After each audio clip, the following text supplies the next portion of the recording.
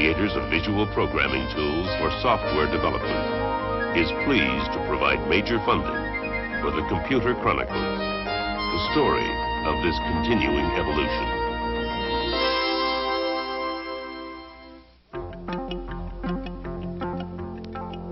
Welcome to the Computer Chronicles. I'm Stuart Chaffee, and this is Gary Kildall. On our program today, we're talking about the problems of computer security. And I imagine by now just about everyone has heard of the movie War Games and the kind of computer security problems raised by that scenario. But more typically, problems with computer security do not involve spectacular things like nuclear war, but rather mundane things like stealing money and stealing information. Gary, our guest on this program is Donn Parker. He's considered the world's leading expert on computer security, and he says something very interesting in his book on computer crime. He says data stored in a computer can be safer than data stored by a physical means, like in a locked filing drawer of some sort. Yet here we are doing this program, and there seems to be a sense that the security of computer data is kind of vulnerable. Well, there are techniques that can make data more secure, as long as those techniques are used. Unfortunately, it often takes a clever individual to come along and break the system before those techniques are applied, and we find out how vulnerable these systems are. You know, we're raising a whole new generation of computer-wise people through the personal computer revolution, and there's bound to be a portion of that population that's going to use that knowledge in some kind of malicious way. Today, I guess, computer crime really is a problem because it's a matter of information is power, and when that power is made available through unguarded information, then it's a threat to all of us in society. Time-sharing services are particularly vulnerable because they're designed to be shared by a number of strangers who make a phone call. And we're going to take a look and just see how easy it is to make that call. It's pretty easy to get into a computer database. All you really need is a personal computer, something like this, some terminal software. You also need a modem which connects your telephone to your computer, a telephone, and you need to know the phone number of one of these computers. I'm going to dial up a computer database right now. I happen to know the number of one. It's just a local call. It's not even a toll call. And we'll wait to hear a high-pitched tone which tells us that the host computer has answered. Okay, the computer has answered, and we're going to now just go into a normal log-on procedure in which the computer is going to first ask me for my ID number, and I happen to have one, so I'll enter that. And if the host computer now accepts my ID number as a legitimate number, it will proceed to ask me for my password. And at that time, I'm going to have to come up with meeting another test here to get into the computer database. And it's now asking me for my password, which I will type in. You can't see it on the screen because the program is meant to protect the security of my password, so you can't steal it from me. And if the host accepts it as it did, you can see I'm now into this computer database. You see how easy it was for me to get into that computer database. Of course, I was a qualified user. The problem is that even unqualified users can get into these computers. They're called hackers, and they try to get into these computers just for the sake of finding out what's inside. And by using common passwords and even sometimes randomly chosen code numbers, they can get into banks, hospital records, even federal agency computers. Global thermonuclear war. Fine. All right. In the film War Games, adolescent hackers gain entry to top-secret defense programs and play nuclear blackmail for real. Although experts claim that the possibility of this happening is essentially zero, federal officials are now planning to strengthen the very tight security measures that already exist. If mischievous amateurs don't seem too threatening, there's also the professional thief, a new kind of spy who's traded in his trench coat and camera for a keyboard and video display. And how to foil this new breed of information thief is a problem faced by a growing number of companies and institutions. Can a computer really be programmed to keep its secrets secret?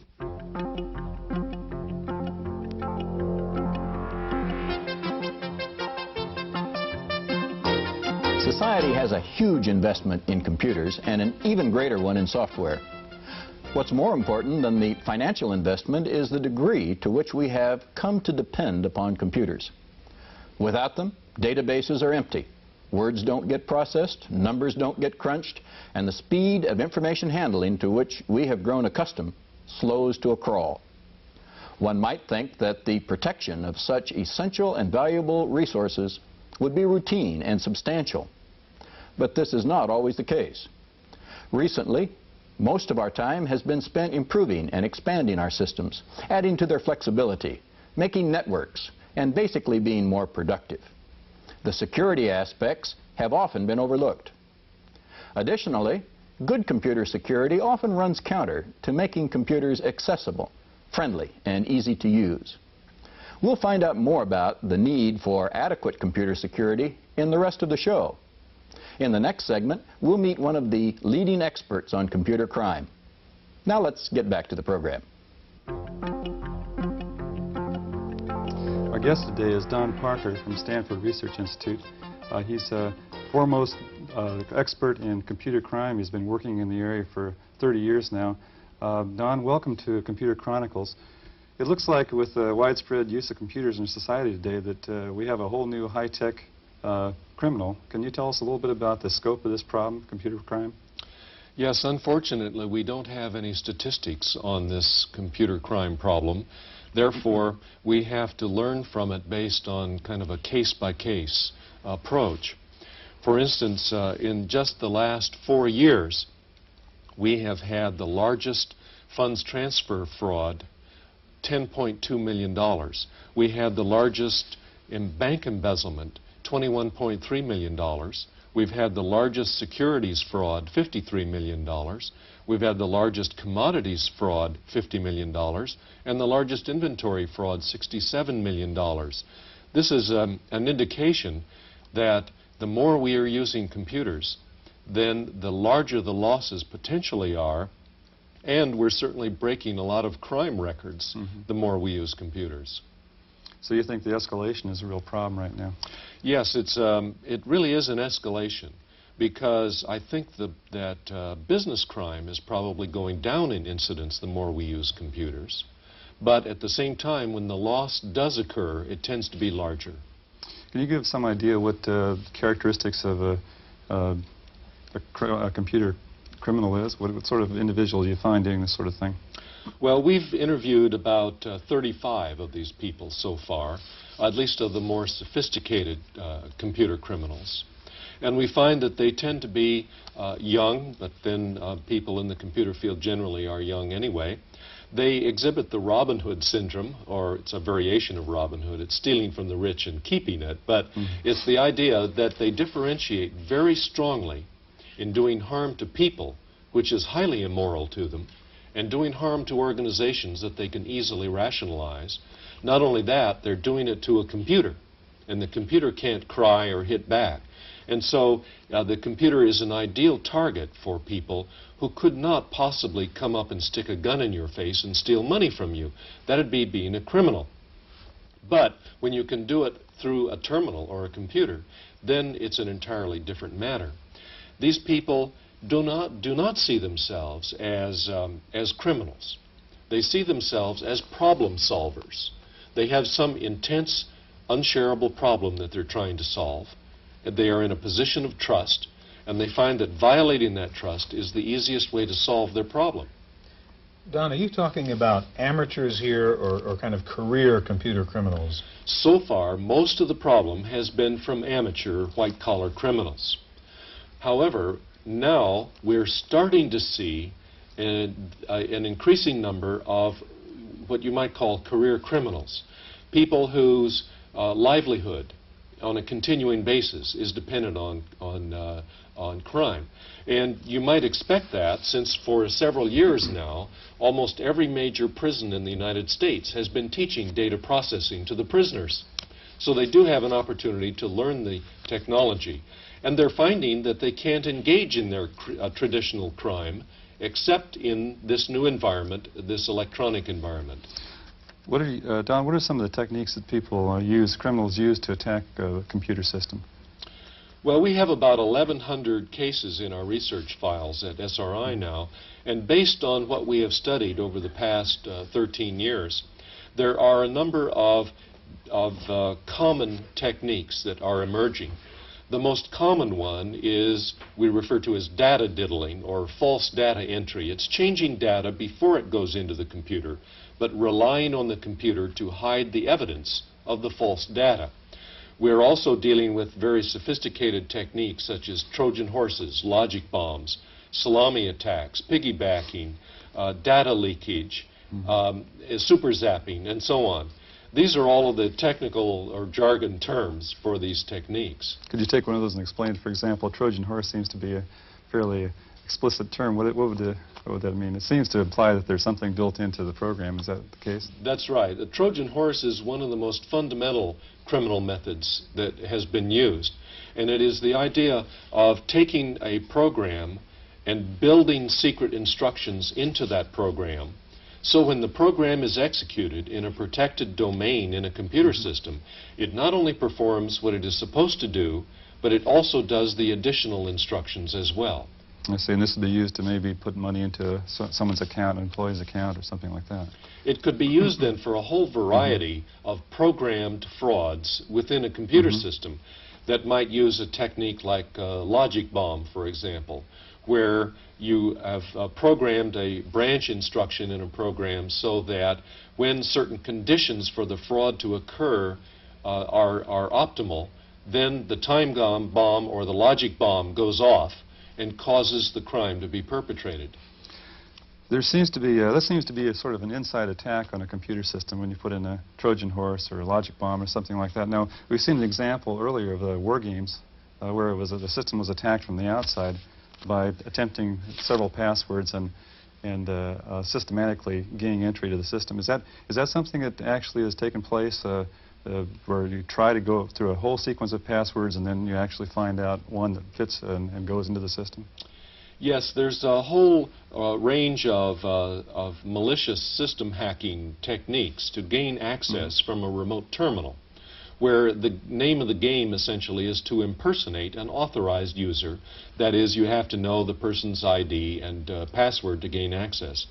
There is a scanning technique where you can automatically or sometimes manually simply scan telephone numbers, gain access to a computer, and then scan various possibilities of access codes, passwords, to find or hit on one that then is access to that system. How about user-friendly systems? Do they help or do they hinder in the computer crime? Well, that's a part of the war that we're raging today. We all want our systems to be friendly. And unfortunately, a system being friendly is almost the opposite of its being secure.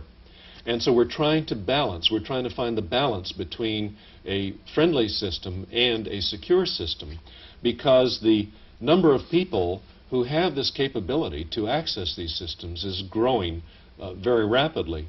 And so we have an enemy that is increasing in size and in sophistication, and therefore we can no longer allow our systems to be as friendly as they have been. Now, what about there's I guess we'd call a computerized community bulletin board network that's grown up around the whole technical hobbyist area. You talked about a pirate version of this. Can you tell us a little bit about what one of these pirate bulletin boards would be like and what the purpose is? Well, as you know, bulletin boards are extremely useful services in the computer field. But unfortunately, there are some of them that are set up, as you say, for malicious purposes, referred to as pirate boards. In fact, in one listing I saw recently, we found 128 of these so-called pirate bulletin boards across the country. They are used for intelligence purposes among malicious system hackers, and they often will broadcast the telephone numbers of computers and any passwords that may be available, and describe various protocols for logging on to other people's computer systems to engage in this unauthorized access to systems. Excuse me, Gary and Don, in a minute I want to get to looking at some solutions to the kinds of problems you've been raising, Don, and we're going to do that in just a minute.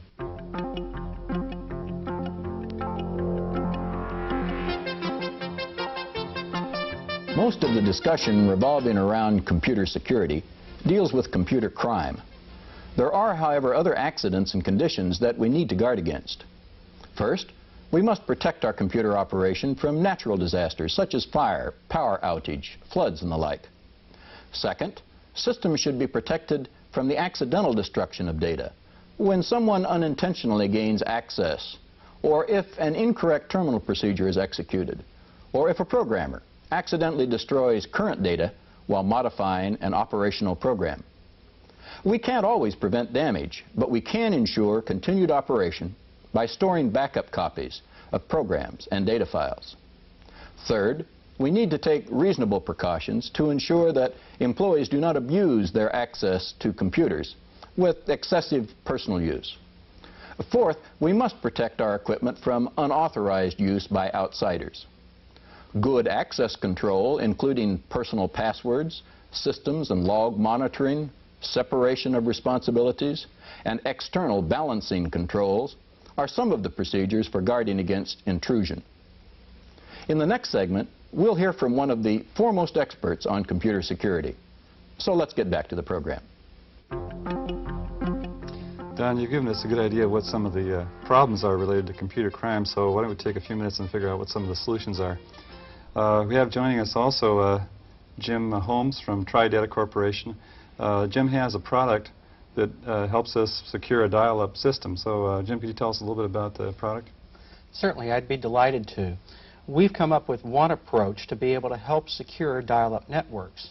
As you've discussed with Donn previously, dial-up networks have the requirement of dialing in and usually entering a logon or a password that the system itself requires. Now, we've gone one step further, and we've taken within a 212 modem type device, an auto dial modem that would reside on the front end of this processor, our timeshare system.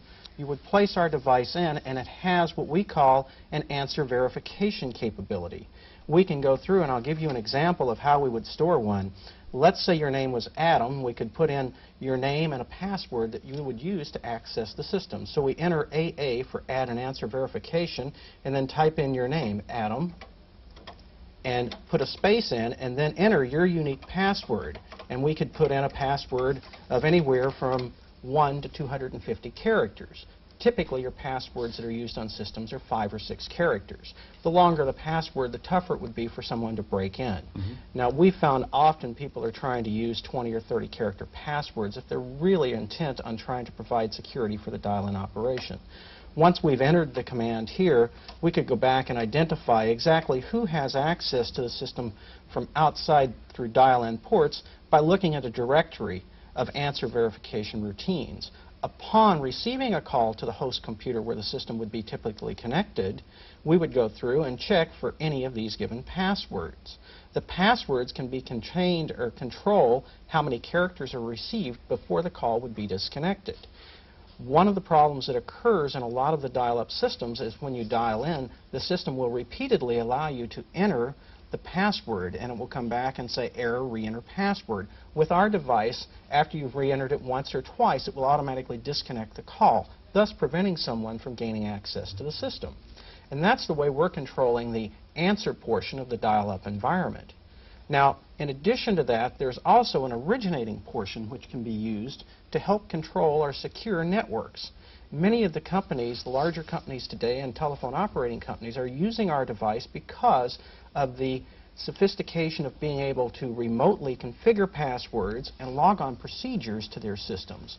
By allowing them this remote configuration to the system, and that's done very simply. Let me give you a demonstration. We would do AD for add a dial directory. We would put in a label. Let's say we're going to call an accounts payable system, and we could put it in ACCT pay space, put in the telephone number of the system we want to call, and then space over and put in a password that would be sent to the system. And the password would just be stored by putting in a sequence of characters. Again, they could be entered from the local keyboard, or the unique portion of our system is that they could be downline loaded from a remote terminal or a remote computer. And by doing this, you could put in, again, from 1 to 250 character password. Now, do I understand this correctly, is that the basic idea is that you dial into the computer system, and then the computer system dials back to you again to verify that you're the actual person that you say you are. Is that correct? Well, with our device, what we're doing is dialing into the system and entering a password. Once the password has been entered, at that point, you then have access to the computer system itself. Yeah, I think there's another system, Gary. I think the backup security system, which has a thing called Digi-Link. in which, in fact, what happens is you have the salami technique. I call it the pizza defense, you know, where the pizza parlor calls you back to make sure you're the guy who ordered the pizza, where the host computer calls the dialer back to make sure that the dialer was, in fact, the proper party requesting the services. Well, Don, do these kinds of devices, do they really adequately secure data? What is your feeling about that? These devices add another layer of security and provide a significantly more secure computer system today than we have ever had in the past. However, we have to be aware that no computer system commercially available today is adequately secure relative to the value of the assets, of the information assets stored in them. Therefore, we have to compensate for the technological limitations in systems through operational, physical, procedural methods in order to make an organization secure that is using the computer. Don, we often look to the Japanese now for what they're doing in computers in general. Are the Japanese doing anything with regard to these security problems that we should be aware of? Well, the Japanese are a little bit behind in that they haven't experienced the kinds of computer crime that we have here in the United States. But they are just now starting to understand that problem. And, of course, they're trying to address the U.S. market where they don't quite understand the criminal problems that we have in this country. Crime is a very cultural thing, and so it's quite different from one country or culture to another. Are the laws adequate right now in our country to deal with this very sophisticated form of crime? Well, the laws are improving a great deal. We have a long ways to go. We have 21 states that now have specific computer crime laws. And we have several bills in Congress that would, if passed, provide specific protection on a federal, nationwide basis. It seems like there's also a problem with operating systems that become popular nowadays that the source is available to them, to individuals. For example, Unix, that has become widely used in commercial environments. So what effect does that have on people that really can get at the source programs? Have you seen any effect from that at all? We get large operating systems like the IBM operating systems that have years and years of security work. These more popular operating systems now, what effect does that have? Well, Jackson's law says that with a big enough hammer you can break anything.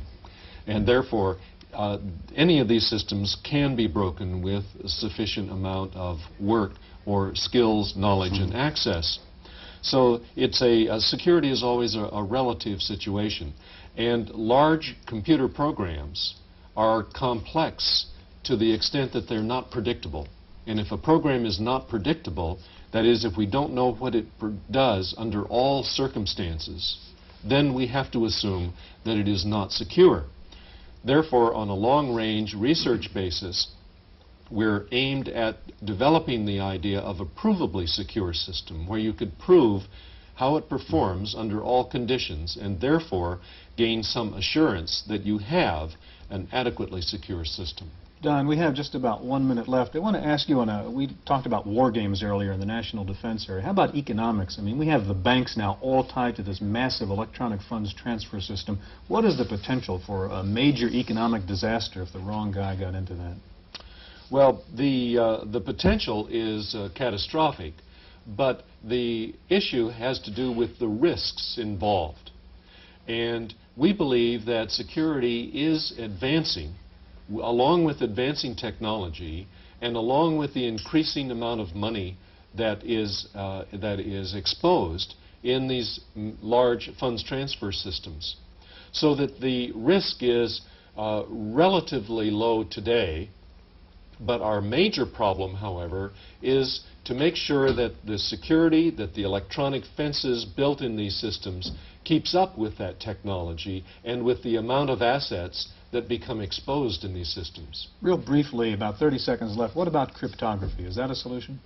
Cryptography is the most powerful safeguard, I think, that has ever been developed in protection of data through communication lines and also as might be stored in computer media. However, we don't have a problem to solve in that area yet, the eavesdropping problem. However, in the future, it will become the most significant safeguard that we have. Gentlemen, we're out of time. Don Parker of SRI, thank you very much for joining us. Jim Holmes of Tri-Data, and I hope you'll be back with us again next time for another edition of the Computer Chronicles.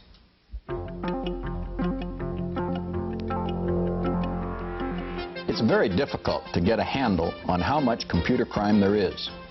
Companies that have been ripped off are often embarrassed and reluctant to report the crime. Prosecution of a company's employees for computer crimes is very rare.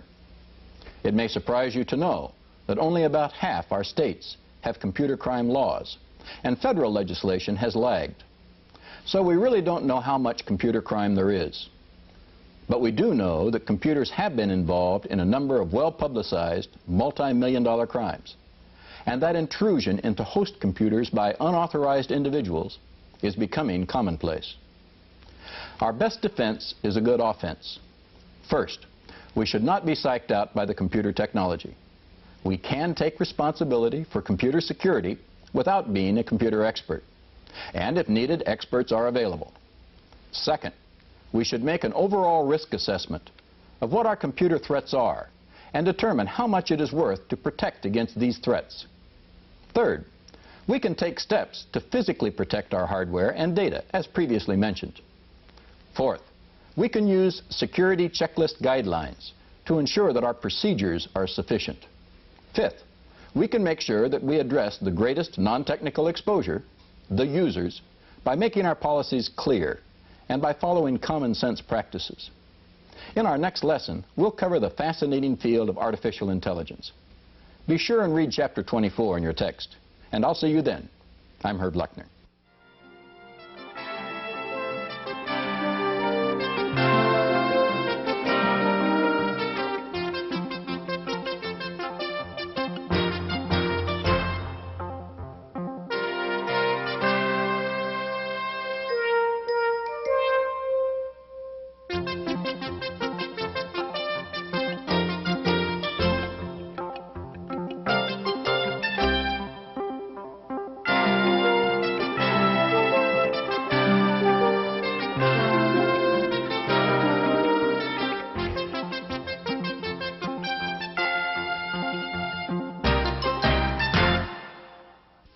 Microfocus, creators of visual programming tools for software development, is pleased to provide major funding for the Computer Chronicles, the story of this continuing evolution.